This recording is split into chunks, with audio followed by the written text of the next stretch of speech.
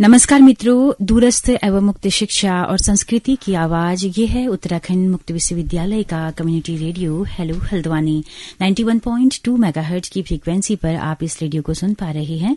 दोस्तों, कार्यक्रम चल रहा है विश्वविद्यालय परिसर से और हमारे साथ इस वक्त मौजूद हैं उत्तराखंड मुक्त विश्वविद्यालय में डिपार्टमेंट ऑफ एजुकेशन में स्पेशल बीएड में फैकल्टी हैं, असिस्टेंट प्रोफेसर हैं डॉक्टर सिद्धार्थ पोखरियाल जी। सिद्धार्थ जी, आपका बहुत बहुत स्वागत है हमारे इस कार्यक्रम में। बहुत बहुत धन्यवाद जी। सिद्धार्थ जी, स्पेशल बीएड जो है वो आपके वहाँ 2015 से चल रहा है। अभी तक 4 बैच आप निकाल चुके हैं, उसके पास आउट हो चुके हैं। तो अभी स्पेशल बीएड में फॉर्म निकले हुए हैं।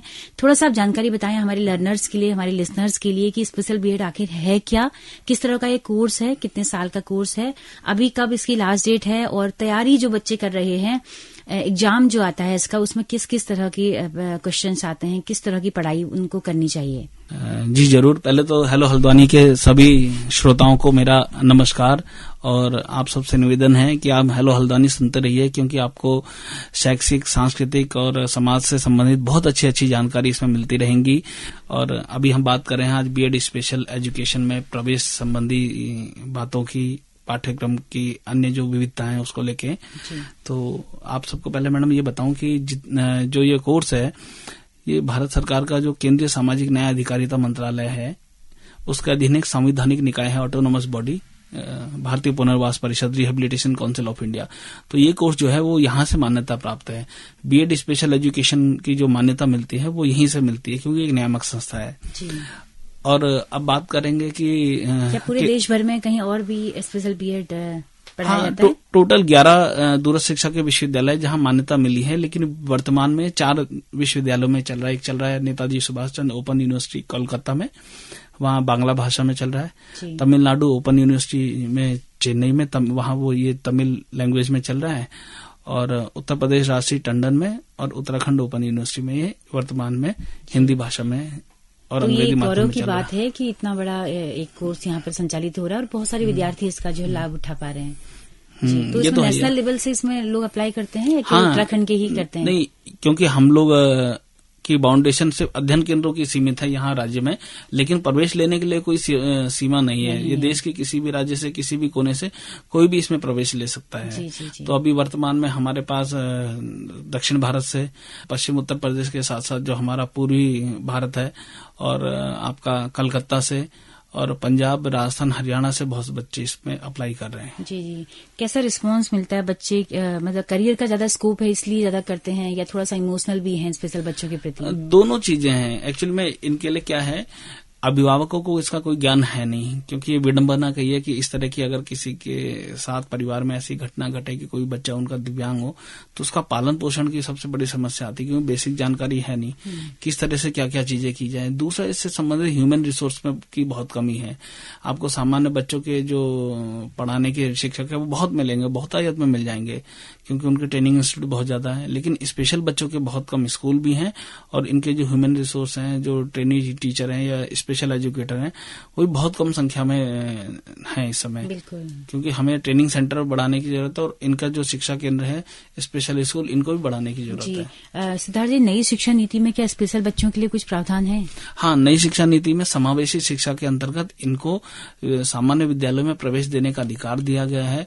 साथ ही अभी हमारे भारत के प्रधानमंत्री जी श्री नरेंद्र मोदी जी ने अपने कार्यक्रम में बात की थी शिक्षा मंत्रालय के साथ कि जो सांकेतिक भाषा है उसको अब हर विद्यालय में, सामान्य विद्यालयों में भी एज ए सब्जेक्ट, विषय के रूप में पढ़ाया जाएगा। अच्छा।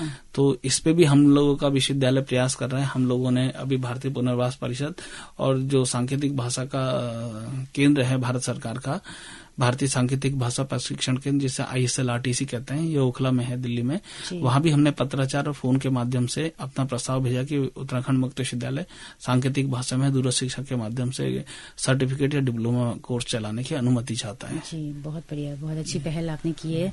तो कितना यहाँ पर अभी स्ट्रेंथ है अगर हम एडमिशन की बात करें? एडमिशन की हमारे पास, क्योंकि वर्तमान में UGC ने सिर्फ 2 ही पाठ्यक्रमों के संचालन की अनुमति दी है। ये है अधिगम अक्षमता, लर्निंग डिसेबिलिटी और मानसिक मंदता। हालांकि इस बार हमने यूजीसी में आवेदन किया है श्रवण बाधिता वाले पाठ्यक्रम, हियरिंग इम्पेयर्ड के लिए, और दृष्टि बाधिता वाले, विजुअल इम्पेयर्ड वाले पाठ्यक्रम के लिए। तो अगर ये भी हमको मिल जाएगी तो हम लोग अपना 500 सीटों पर प्रवेश कर देंगे। फिलहाल अभी हमारे पास जो यूजीसी से निर्देश प्राप्त था पुराना, हमसे 2 ही पाठ्यक्रम चला रहे हैं, लर्निंग डिसेबिलिटी और मेंटल रिटार्डेशन। और इसमें 200 सीटें हमारी हैं। 100 सीटें हमारे पास हल्द्वानी स्थित अपना जो विश्वविद्यालय का परिसर है उसमें, और 100 सीटें देहरादून में जो हमारा अपना परिसर है, देहरादून परिसर, उसके आदर्श अध्ययन केंद्र में हम चला रहे हैं।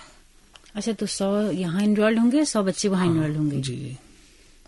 कैसे तैयारी करें जो बच्चे जिनका जो अभी तैयारी कर रहे हैं, क्या क्या उनको पढ़ना चाहिए? हाँ, किस तरह के क्वेश्चंस आप उसमें देते हैं? इस बारे में क्या है, क्योंकि बाजार में इससे संबंधित पुस्तकों का बड़ा अभाव है। बच्चे हमें फोन से भी और ईमेल के माध्यम से ही बोलते हैं, तो उनको मैं यही सजेशन देना चाहूंगा कि आप एक तो अपना सामान्य ज्ञान और अपना थोड़ा बहुत टीचिंग एप्टीट्यूड के जो प्रश्न होते हैं, या पुराने क्वेश्चन बैंक अगर मिल सके कहीं, चाहे वो सामान्य बीएड के भी वो, और कुछ पोर्शन डिसेबिलिटी से रिलेटेड जो बेसिक नॉलेज होता है, लाइक कि शरीर में किस विटामिन से किस चीज की कमी हो जाती है, कौन सी दिव्यांगता हो जाती है, या आईक्यू लेवल के बारे में, या दिव्यांगता कितने प्रकार की होती है। क्योंकि अभी नेट ऐसा एक केंद्र हो गया है कि उसमें हमको सारी जानकारी गूगल के माध्यम से मिल जाती है।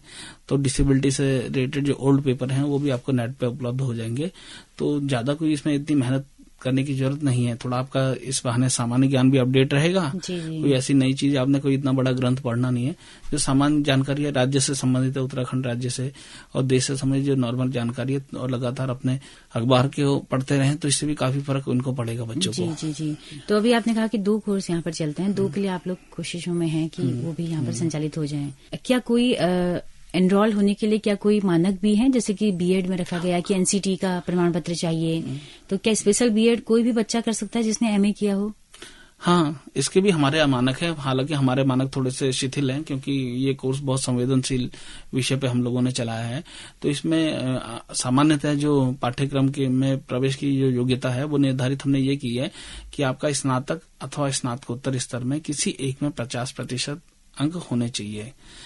अच्छा। खाली दोनों में नहीं, किसी एक में।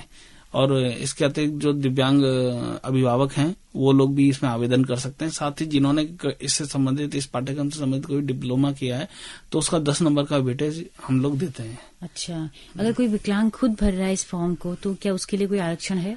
उसके लिए जो राज्य सरकार या केंद्र सरकार का आरक्षण है वही उसको मिलता है, वो जो निर्धारित किया है उसमें। तो ज्यादातर किस तरह के लोग आते हैं? नॉर्मल लोग आते हैं या विकलांग लोग भी भरते हैं? नॉर्मल लोग बहुतायत से भरते हैं, क्योंकि वो इनके लिए जो रोजगार के साधन है वो इस समय आपका भारत सरकार के जो केंद्रीय संस्थान है उनमें है। साथ ही साथ जो राज्य सरकारें जहाँ पे इनकी योग्यता टीचर बनने के लिए रखी गई है, जैसे हरियाणा, राजस्थान, दिल्ली में प्राथमिक विद्यालयों में और सामान्य विद्यालयों में ये लोग को ही प्रायोरिटी दी जाती है। इनकी जो नियुक्तियां आती हैं वो इन पाठ्यक्रमों को ही ज्यादा वो लोग इसे प्रीफर करते हैं। तो जॉब के अवसर भी इन लोगों के लिए हैं? हाँ जी जी। तो चलते चलते क्या कहना चाहेंगे आप जो बच्चे तैयारी कर रहे हैं या जो कर चुके हैं कोर्स, इस कोर्स को आप किस तरह से मतलब लोगों तक पहुंचाना चाहेंगे, प्रचार करना चाहेंगे? मैं चाहता हूं कि इस कोर्स में लोग बहुतायत से इसमें प्रतिभाग करें। क्या है कि अपना ज्ञान बढ़ाने के लिए तो है ही है, साथ ही साथ इन बच्चों के लिए जो टीचरों की कमी है उसकी पूर्ति होगी। कई राज्यों में इसके संसाधन मिलेंगे तो सरकार फिर धीमे धीमे इसमें अपनी पोस्टें भी लाएंगी, पद भी लाएंगी उन विद्यालयों के लिए। एक जानकारी मैं और देना चाहूंगा, सीबीएसई जो बोर्ड है उन्होंने जितने भी सीबीएसई बोर्ड के स्कूल हैं वहां ये मैंडेटरी कर रखा कि हर विद्यालय में एक न एक स्पेशल एजुकेटर होना चाहिए, नहीं तो उनकी मान्यता वो रद्द कर देंगे। तो इसके लिए उन्होंने 2022 तक की शायद समय सीमा दी है। तो ये भी बहुत अच्छी बात है कि सीबीएसई बोर्ड के स्कूलों में इन चीजों को मिल रहे, लोगों को रास्ते खुल रहे हैं इनको प्रवेश के लिए भी और इनके पढ़ाने के लिए मानव संसाधन भी वहां प्रयोग हो रहा है। केंद्रीय विश्वविद्यालयों में और जो आर्मी स्कूल है वहां पे भी एज ए काउंसलर इन लोगों को अब नियुक्ति दी जाने लगी है। अच्छा, तो अवसर काफी हैं इन लोगों के लिए, तो बहुत अच्छी बात है। और आपने बहुत सारी जानकारी आज हमारे लिसनर्स लर्नर्स को दी है। मुझे उम्मीद है कि बहुत बेनिफिशियल उनके लिए ये बातचीत रही होगी।